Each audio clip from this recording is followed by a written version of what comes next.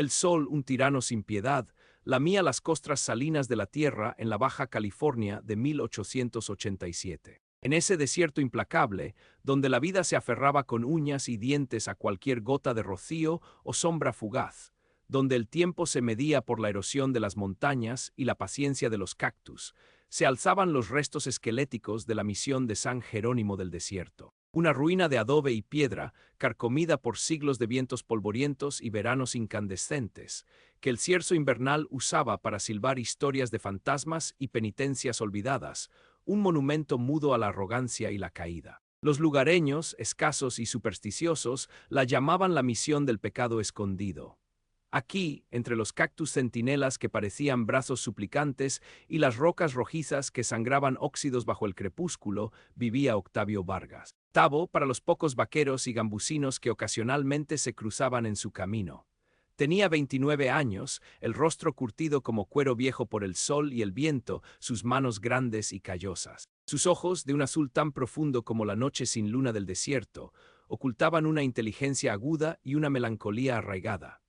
Su alma, sin embargo, estaba marcada por una soledad que se había hecho costumbre desde que la fiebre amarilla se llevara a sus padres cuando él era apenas un muchacho. Su rancho, si así podía llamarse a su choza de ramas de ocotillo, adobe desvencijado y un techo de palma seca, se encontraba a un par de leguas al oeste de la misión abandonada. Su sustento era un rebaño de cabras flacas que pastaban milagrosamente entre los arbustos espinosos y la búsqueda errante de oro en las quebradas secas, una quimera que el desierto rara vez cumplía, pero que alimentaba una pequeña chispa de esperanza. La vida de Tabo era un ciclo monótono y brutal.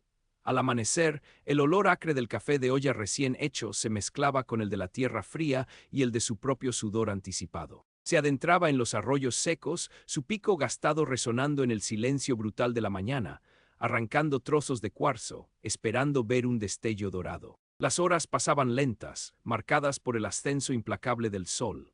Al mediodía, el calor era tan denso que parecía ahogar el sonido y el mundo entero se detenía en una siesta forzada. Al atardecer, el lento regreso a casa, el cuerpo molido, la esperanza de una pepita de oro que nunca llegaba, el consuelo de un vaso de mezcal rústico, destilado por un viejo indio guaycura al que Tabo visitaba ocasionalmente. No había mujer ni hijos, ni siquiera un perro fiel.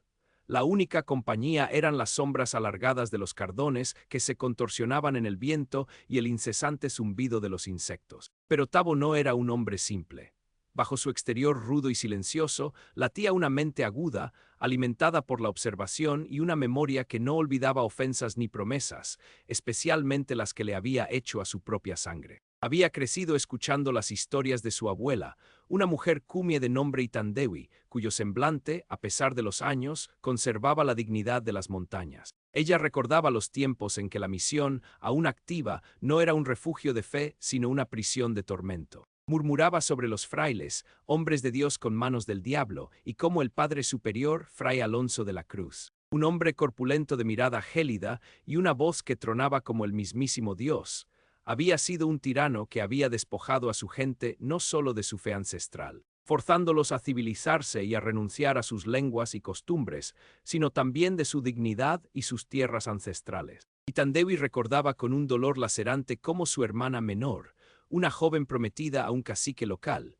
cuyo nombre era Wenja, fue rescatada por la misión de las garras de la idolatría y de la que nunca más se supo. Su rastro fue borrado como si el desierto la hubiera tragado, o como si hubiera sido arrastrada por los demonios que, según los frailes, acechaban en las creencias indígenas. Tabo nunca olvidó el dolor en los ojos hundidos de su abuela, la forma en que sus manos temblaban al recordar. Era una herida abierta, un veneno lento en su linaje, una injusticia que se había transmitido de generación en generación. Ellos sembraron el miedo, mijo, le decía Itandewi con voz quebrada, pero el desierto siempre recuerda. Lo que esconde la tierra, un día la tierra lo vomita. Un día, el desierto, con su caprichosa crueldad y sus secretos ancestrales, decidió cambiar el curso de la vida de Tabo. Una tormenta inusual, de esas que llegan sin aviso, arrastrando arena y polvo y convirtiendo los arroyos secos en ríos furiosos que redefinían el paisaje en cuestión de minutos. Lo sorprendió mientras exploraba una cueva cercana a la misión, donde esperaba encontrar algún indicio de una veta de plata que un viejo minero le había susurrado antes de morir. El trueno retumbaba en las montañas como el juicio final, y los relámpagos desgarraban el cielo oscuro, revelando por fracciones de segundo la silueta fantasmagórica de la misión de San Jerónimo. La lluvia, gorda y fría, caía con una furia torrencial, y la única opción para sobrevivir era buscar refugio en sus ruinas, a pesar de las advertencias de su abuela sobre los espíritus inquietos que moraban en sus muros. Con el viento aullando como 1000 lobos y la lluvia azotando su rostro como latigazos de un penitente, Tabo se abrió paso entre los muros derruidos de la iglesia principal. El techo había colapsado hacía décadas, dejando al descubierto las costillas de madera podridas que una vez lo sostuvieron, pero una parte de la nave lateral, la sacristía o quizás la celda de algún fraile, conservaba aún algo de protección. Mientras buscaba el rincón más seco y seguro, su pie resbaló en una losa suelta que había sido movida por las vibraciones de la tormenta o, quizás, por algún temblor reciente que había sacudido la tierra. Cayó de rodillas, sintiendo el impacto de una piedra afilada en la palma de su mano. Al incorporarse, notó algo inusual. La losa no estaba simplemente suelta, había un vacío debajo. Un agujero irregular, apenas visible bajo la oscuridad y el polvo acumulado de siglos, que desprendía un hedor rancio y húmedo. Un olor a tierra mojada, a moho viejo, a madera podrida y a algo más, algo pútrido, un dulzor nauseabundo que evocaba el final de la vida. Un olor que helaba la sangre. La curiosidad, una serpiente sibilante en su pecho, picó a Tabo con su veneno. Sería una de las bodegas de vino, quizá, o el sótano maldito del que hablaban los viejos, un lugar que supuestamente los frailes habían sellado a cal y canto antes de partir, alegando profanación y presencia demoníaca. Nadie se había atrevido a bajar. Tabo, envalentonado por el aguardiente que aún corría por sus venas y la inmensidad de la tormenta que borraba el mundo exterior, encendió una antorcha improvisada con un trozo de madera seca y resina de pino que siempre llevaba consigo. La llama titiló, danzó con el viento helado y finalmente se mantuvo firme. Con una mezcla de temor y audacia, Tabo descendió por la escalera de piedra, toscamente tallada en la roca viva, hacia las profundidades desconocidas de la misión. El aire se volvió denso y pesado con cada escalón que descendía. El olor se intensificó, atacando sus fosas nasales, mezclándose con efluvios de humedad estancada y aquel dulzor enfermizo que ahora identificaba con la descomposición. La luz de su antorcha danzaba sobre las paredes de tierra compacta y algunas vigas de madera podridas que sostenían el techo, arrojando sombras grotescas que parecían bailar en su periferia. Al final de la escalera, un pasillo estrecho se abría a una cámara irregular, mucho más grande de lo que esperaba. Y lo que encontró allí lo petrificó, congelando la sangre en sus venas y apretando su garganta. No eran simples bodegas para almacenar grano o vino. En el centro de la habitación, bajo una débil rendija que dejaba pasar un hilillo de aire putrefacto, había una mesa de piedra burda, de aspecto primitivo, con grilletes de hierro oxidados aún adheridos a sus bordes, incrustados en la roca con pasadores pesados. En el suelo, dispersos sin orden ni respeto, yacían huesos humanos. Cráneos con marcas de golpes brutales, cuencas vacías que parecían mirarle con reproche, fémures que parecían haber sido rotos y recompuestos de forma antinatural, vértebras que hablaban de una flexión inhumana. No eran los restos de un entierro digno, ni de viejos frailes. Eran los despojos de víctimas de una crueldad inimaginable. Junto a los huesos yace un pequeño crucifijo de hierro corroído y, para su horror indescriptible, pequeñas ropas desgarradas y diminutos cráneos. Niños, el corazón de Tabo se aceleró con una furia helada, un eco del dolor de su abuela resonando en sus oídos. Su antorcha tembló, revelando más horrores. En un nicho de la pared, entre jarrones de barro destrozados y herramientas de labranza oxidadas, encontró un baúl de madera de mezquite, forjado con herrajes pesados que habían resistido el paso del tiempo. El baúl estaba sellado con un candado antiguo, corroído pero intacto. Tabo, con la adrenalina disparada y la mente ardiendo en indignación, forzó la cerradura con su pico de minero y, al abrirlo, descubrió el verdadero corazón de la oscuridad de la misión. Dentro no había oro ni joyas, ni reliquias de santos. Había legajos de pergaminos encuadernados en cuero curtido y cuidadosamente preservados del paso del tiempo y la humedad por una capa de cera, dispuestos metódicamente en compartimentos secretos. Eran los diarios de Fray Alonso de la Cruz, el padre superior de la misión de San Jerónimo. escritos en latín y un español arcaico y pulcro, detallaban con una frialdad escalofriante las conversiones y disciplinas impuestas a los indígenas. No eran penitencias piadosas, eran torturas sistemáticas para arrancarles sus creencias ancestrales, para extirpar el demonio de su idolatría y, de paso, forzarlos a trabajar en minas de plata cercanas, cuyas existencias y producción nunca fueron reportadas a la corona española, ni a la diócesis en Guadalajara. Los frailes, lejos de cualquier supervisión gubernamental o eclesiástica, habían establecido un reino de terror y explotación, construyendo un emporio personal bajo el manto de la fe. Se mencionaban tratamientos especiales para aquellos que se resistían, que mostraban indisciplina espiritual, y la purificación de almas impuras mediante reclusión y ayunos prolongados, eufemismos para tortura, inanición y muerte. Pero lo que realmente desgarró el alma de Tabo fue un nombre que brillaba como una brasa en la oscuridad de los pergaminos. En una entrada fechada en 1863 se hablaba de una joven indómita, Wenja, de la tribu Kumeyaay, que había sido purificada por el fuego de la fe tras intentar escapar y negarse a renunciar a su brujería y cultos paganos. Wenja, ese era el nombre de la hermana menor de su abuela, la que había desaparecido, la que el desierto había tragado, su tía abuela. La descripción de su destino, un ritual macabro de liberación del espíritu salvaje que involucraba aislamiento forzado en una celda oscura, flagelación con cilicios de espinas, ayunos extremos y, finalmente, una muerte lenta por desnutrición y exposición al frío en una cámara sellada, una celda de reflexión donde el aire se enrarecía hasta la asfixia. Hizo que Tabo sintiera un vértigo nauseabundo. La sangre de sus venas se heló, el odio se convirtió en una sustancia palpable, un sabor amargo en su boca, Dios guarde la hora. Murmuró, y el eco en el sótano parecía responder con un gemido de las almas allí atrapadas. La misión no fue abandonada por falta de fe o sequía, ni por las leyes de reforma que secularizaron muchas propiedades eclesiásticas. Fue abandonada por prisa, por el miedo a que sus secretos salieran a la luz. Los frailes, al parecer, habían huido tras una epidemia de viruela que diezmó a la población local, incluyendo a algunos de sus propios miembros, lo cual fue interpretado por ellos mismos como un castigo divino por sus excesos, o, más probablemente, como una excusa conveniente para desaparecer antes de que el escrutinio del nuevo gobierno se hiciera insoportable. En su huida precipitada, habían sellado el sótano a toda prisa, dejando atrás sus horrores y sus diarios, esperando que el desierto los sepultara para siempre en el olvido. Pero el desierto, implacable, tiene su propia justicia. Tabo se quedó allí en la penumbra asfixiante, leyendo los pergaminos hasta que el sol empezó a filtrarse por las grietas del techo, anunciando un nuevo día. La tormenta había amainado. El mundo había cambiado para él, y la carga de lo que había descubierto era tan pesada como las piedras que formaban los muros de la misión. Ya no era un simple ranchero o prospector. Era un guardián de una verdad atroz, un eco de voces silenciadas por la crueldad, la hipocresía y la avaricia disfrazada de piedad. El dolor de su abuela, la injusticia de su tía abuela Wenja y de tantos otros Kumeyaay y Cochimíes que murieron en ese infierno, se incrustaron en su pecho como 1000 espinas, convirtiendo su corazón en una piedra fría de determinación. No había llorado la muerte de sus padres ni la de sus hermanos. El desierto te endurece, te enseña a vivir con la pérdida.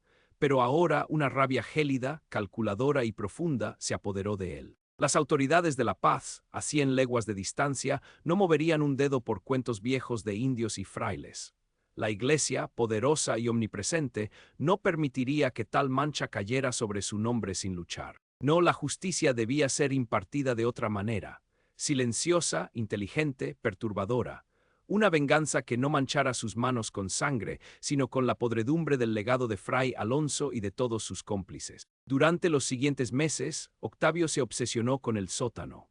Cada día, antes del amanecer o después del crepúsculo, cuando las sombras eran largas y la vigilancia del sol menos opresiva, se arrastraba a las entrañas de la misión. Con la paciencia de un coyote acechando a su presa, comenzó a organizar y catalogar los hallazgos. Limpió los pergaminos con sumo cuidado, desenterró más huesos con precisión casi forense, buscando cualquier indicio, cualquier prueba irrefutable que no pudiera ser negada. Encontró más objetos personales de las víctimas, pequeños amuletos indígenas grabados con símbolos ancestrales, trenzas de cabello negro y lustroso, cuentas de barro y pequeños cueros secos. El horror era innegable, la evidencia aplastante.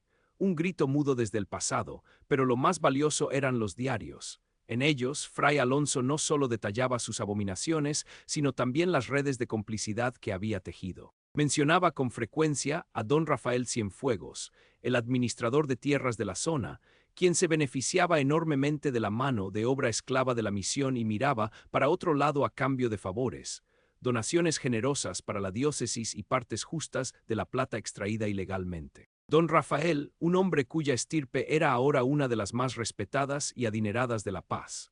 Sus propiedades se extendían hasta donde la vista alcanzaba en el valle y su reputación era intachable de filántropo y devoto católico. Era el tipo de hombre que organizaba las fiestas patronales, que presidía las asociaciones de hombres de bien y a quien el gobernador consultaba para asuntos importantes de la región. Era el pilar de la sociedad y su fortuna estaba cimentada en la sangre y el sufrimiento de los ancestros de Tabo. Él era el verdadero antagonista de Tabo, un heredero de la maldad cubierto con un velo de respetabilidad. El plan de Octavio tomó forma, lento y cruel como el veneno de un escorpión que inmoviliza a su presa. No buscaba un enfrentamiento directo con armas o violencia física. Buscaba la ruina, la exposición pública, la destrucción total y lenta de la imagen y el legado de don Rafael y su familia. Y para ello necesitaba testigos, necesitaba la luz del mundo civilizado para iluminar la oscuridad que el desierto había guardado celosamente. Sabía que un acto de justicia, por más justo que fuera, si venía de un indio salvaje del desierto, sería ignorado o distorsionado.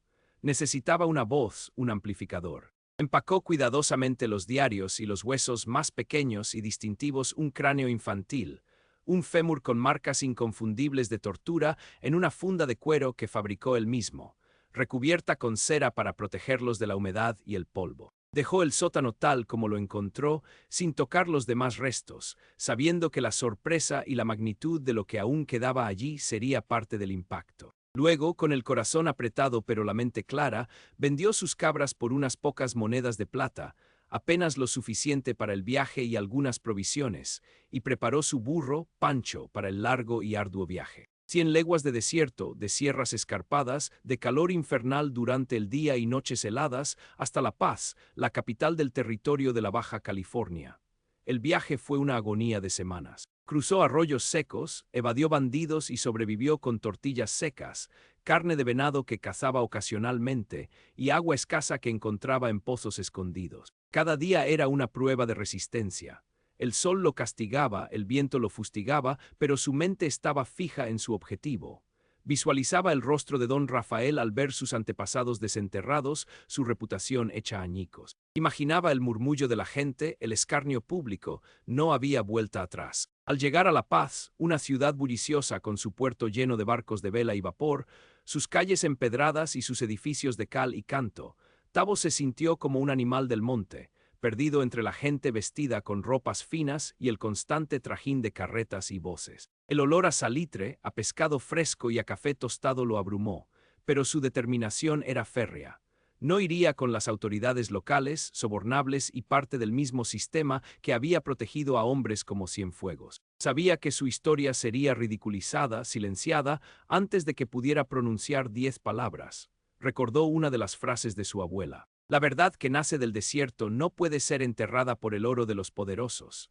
Busca aquel que escucha no con los oídos, sino con el corazón. Un rumor reciente, escuchado en un pequeño mesón de mala muerte donde se alojó, le dio una idea. Había llegado a La Paz un joven periodista de la Ciudad de México, de nombre Ramiro Fuentes, enviado por un periódico liberal, El Monitor Republicano, para investigar abusos de tierras y los desafíos al progreso en el norte. Este joven, a diferencia de los periodistas locales, complacientes con el poder, podría tener la audacia y la integridad para seguir una historia tan explosiva, una que nunca debió salir a la luz. Tabo se acercó al periodista con la cautela de una sombra, observándolo durante días desde la distancia. Finalmente, en una tarde sofocante, lo encontró en una cantina sombría, bebiendo pulque aguado y anotando febrilmente en su libreta de tapas de cuero. Tabo se sentó en una mesa cercana, pidiendo un mezcal. Esperó, Finalmente, cuando Ramiro se disponía a irse, Tabo se levantó y con voz grave, apenas un murmullo que se perdió entre el bullicio del lugar, le dijo: «Señor, tengo una historia que el desierto guardó por años. Una historia de pecados tan grandes que ni Dios quiso perdonar y que involucran a nombres muy respetables de esta ciudad. Lo que los frailes ocultaron en un sótano maldito. Una historia que nunca debió salir a la luz, pero que clama por justicia y que las autoridades han preferido olvidar. La curiosidad del periodista, un hombre joven pero con la mirada de quien ha visto mucho, fue instantánea. Levantó la vista, sus ojos se entrecerraron en la penumbra. ¿De qué está hablando, buen hombre? Frailes. Sótano maldito, Tabo lo llevó a un apartado rincón del puerto, bajo la luz plateada de las estrellas, con el olor a sal y brea en el aire. Allí, con voz contenida y pausada, como quien narra una tragedia ancestral, empezó a relatar su descubrimiento. Desdobló los pergaminos cuidadosamente guardados, mostró los dibujos que había hecho de los cráneos deformados, las descripciones de las torturas y la lista de nombres. Ramiro Fuentes, al principio escéptico, con una mueca de incredulidad, quedó horrorizado. Reconoció el latín antiguo, la caligrafía de la época. Las pruebas eran irrefutables. La mención de don Rafael Cienfuegos, el hombre de bien, hizo que sus ojos se abrieran con una mezcla de incredulidad y una indignación furiosa. Este era un escándalo de proporciones inimaginables, una mancha imborrable en el alma de la Baja California, un secreto que el propio Porfiriato, con su afán de orden y progreso, prefería que se mantuviera enterrado. El periodista, un hombre ambicioso, sí, pero con un sentido de la justicia más fuerte de lo esperado, no lo dudó. Sabía que esta era la historia de su vida. Regresó con Tabo al desierto, un viaje arriesgado y agotador que realizó con una determinación febril. Juntos, pasaron días en la misión de San Jerónimo del Desierto. Ramiro, con su rudimentaria cámara de placas de cristal, fotografió los huesos, los grilletes aún atados a la mesa de tortura, los diarios de Fray Alonso con sus anotaciones macabras, y el propio sótano, el corazón del pecado. Documentó todo con un rigor periodístico que habría complacido a cualquier juez, y con una sensibilidad que honraba a las víctimas. Escuchó las historias de Tabo, las de su abuela, las de los pocos cumi ancianos que aún recordaban la brutalidad de Fray Alonso, corroborando cada detalle. La publicación de la serie de artículos, titulada Las tinieblas de San Jerónimo, un imperio de horror en el desierto, en el Monitor Republicano, fue un terremoto que sacudió la tranquilidad de La Paz y repercutió hasta la Ciudad de México, llegando a oídos del propio presidente Díaz. Las revelaciones sobre la misión de San Jerónimo del Desierto, las atrocidades de Fray Alonso y la complicidad de los antepasados de don Rafael Cienfuegos en la explotación y el asesinato de indígenas, desataron un infierno. La sociedad de La Paz quedó dividida. Algunos, los más conservadores y los leales a la Iglesia y al poder establecido, se negaban a creer, tildando a Tabo de indio salvaje, supersticioso y calumniador, y a Ramiro de periodista ateo y subversivo. Se hablaba de mentiras para desprestigiar a la Iglesia y de ataques a la moral pública. Pero las pruebas, presentadas con la crudeza de las fotografías y la meticulosidad de los diarios, eran contundentes. Los huesos, expuestos a la luz del día en los periódicos, no dejaban lugar a dudas sobre la brutalidad. La iglesia local, inicialmente defensiva y vociferando contra la blasfemia, no pudo negar la evidencia de los diarios de Fray Alonso, que ahora eran analizados por expertos en latín y paleografía, quienes confirmaron su autenticidad. El escándalo era demasiado grande para ser silenciado. Don Rafael Cienfuegos, un hombre acostumbrado al respeto, la veneración y la impunidad, se encontró de repente sumergido en un abismo de oprobio. Su nombre, antes sinónimo de honor, se convirtió en un epíteto de vergüenza. La gente lo miraba con desprecio en las calles, los niños señalaban su carroza. Sus socios comerciales se retiraron, sus deudas se hicieron públicas, sus inversiones se desplomaron. Sus hijos, que estudiaban en Europa con la promesa de una vida de lujos, regresaron con la cabeza gacha, enfrentando el escarnio público y la ruina de su futuro. Las tierras que su familia había amasado durante generaciones, supuestamente con métodos ilícitos basados en la explotación de la misión, fueron objeto de una investigación gubernamental y, eventualmente, de expropiación parcial por parte de un gobierno que, forzado por la opinión pública y el eco de los artículos en la capital, se vio obligado a actuar para mantener una fachada de orden. La ruina de don Rafael fue total y devastadora. Su fortuna se desvaneció como la niebla matutina en el desierto, su reputación se pulverizó en cenizas. En cuestión de meses, el hombre orgulloso envejeció 20 años, su cabello encaneció, sus ojos perdieron el brillo altivo. Se le veía deambular por el puerto, el rostro demacrado, hablando solo, susurrando excusas incoherentes y maldiciones al viento. Su mente, antes aguda y calculadora, se nubló en una locura silenciosa, atormentada por los fantasmas de un pasado que creyó sepultado para siempre. La vergüenza y el remordimiento, la furia impotente de un poder perdido, lo consumieron hasta los huesos. Terminó sus días internado en un manicomio en la Ciudad de México, un paria que clamaba contra el indio del desierto y las mentiras del papel, un eco patético de la voz de Fray Alonso. Octavio Vargas, Tabo, no buscó reconocimiento ni recompensa. Después de ver su venganza consumada y la verdad salir a la luz, regresó al desierto, a su soledad, a su rebaño que había vuelto a crecer, como las hierbas tenaces tras la lluvia. Pero ya no era el mismo hombre. El peso de la verdad que había cargado lo había transformado, había grabado en él una nueva cicatriz, pero también una profunda paz. Había llevado la justicia a aquellos que se creían por encima de ella. Había vengado la memoria de su tía abuela Wenja y de tantos otros cumia y cochimíes, cuyas voces finalmente habían sido escuchadas. La misión de San Jerónimo del Desierto, ahora un lugar de peregrinación para historiadores y curiosos, se convirtió en un monumento a la crueldad y a la resiliencia humana.